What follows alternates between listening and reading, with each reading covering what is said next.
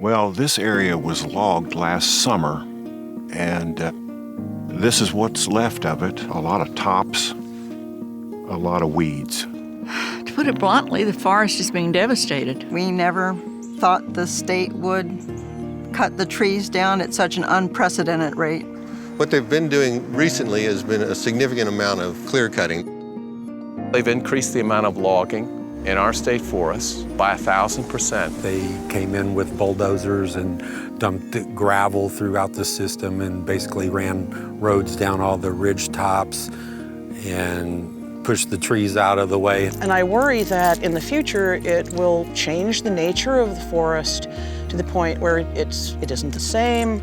The trails may be closed or damaged to the point where they're very difficult. The Division of Forestry has had their budget slashed these last several sessions of the legislature, and they've been told to generate that lost income by selling trees, and they're using that money to fund the Department of Natural Resources. We trusted that the forest would be managed carefully and intelligently. I was seeing whole loads go out of here that didn't seem to be 15 or 16 inches in diameter. And I thought the purpose would have been to selectively cut the big timber, but that's not what they did. Some of it's probably used for furniture, but a majority of it goes to make pallets. They take a little bit of the tree they want and then leave the rest of it lay. They don't do anything but mark trees and cut timber. They don't reseed, they don't go in and plant, they don't fertilize, they don't do anything other than mark and cut trees and sell trees. Used to have people come and spend all 3 weekends of hunting season, either camped out or in their cabins, and those people don't return anymore. Back in the 90s, used to come into these woods, I would see 8, 10 deer just about every time. Now, I'm lucky to see one. There is a clear cut up in there that I can't walk through, so I know the deer can't walk through it. I've seen 5 or 6 deer feeding around one oak tree, but that oak tree's gone. There's a lot of species that need intact forest and contiguous dark forest in order to survive. That's both in the plant community and in the animal community. We raise sheep. We've never had trouble with coyotes before. They're around us, we hear them.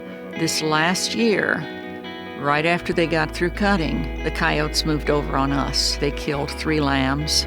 I spent a lot of happy hours in these woods hunting grouse. They're gone. Their claim is that once they clear cut these woods, the grouse will come back. And they're gonna have to prove that to me. Our back roads are just, they were a rutted, muddy mess. Because they're not really designed to have 18-wheel trucks run up and down them. These are just county roads. And the county bridge going out through 80ville has a limit on it, and they take 2 and 3 times that much over the bridge all the time. Clear cutting in particular causes pretty significant erosion, and you'll have a siltation problem in the river. A couple of years ago in 2013, we had a sediment accumulation on the banks and up on the roads where we hadn't had it before. The groups that are concerned about this logging, like the Indiana Forest Alliance, are not saying they're against all logging on the state forests. They do log private land here, and a lot of people earn a good living off logging, but they do it in such a way that they can sustain it. I don't think we can sustain this kind of logging for more than 10 or 12 more years, and then these forests will all be gone. Most timber buyers are getting most of their wood from private woodlands, and they don't need a stick of lumber from the state forests. They get like 40% of what a private landowner would get for his timber. Today there is a glut of wood on the market in Indiana. There isn't some serious demand out there for state forest wood. I think our trees in the state forest shouldn't be treated as a cash crop.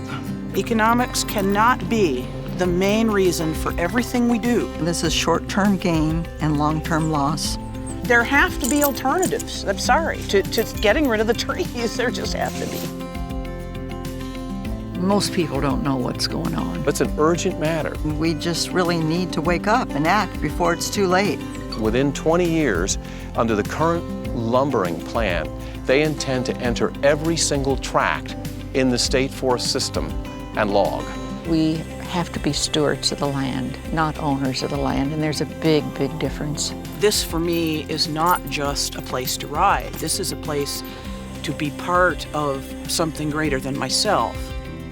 People need to know if they want large areas of wild nature to remain in Indiana State Forest, they need to let Governor Pence and their legislators and the DNR director know that today. This is my refuge, and I don't want to lose it, and I don't want the people of Indiana to lose it. I don't know what they're going to do when the timber sales begin to decline because, we only have so much, and when it's gone, it's gone.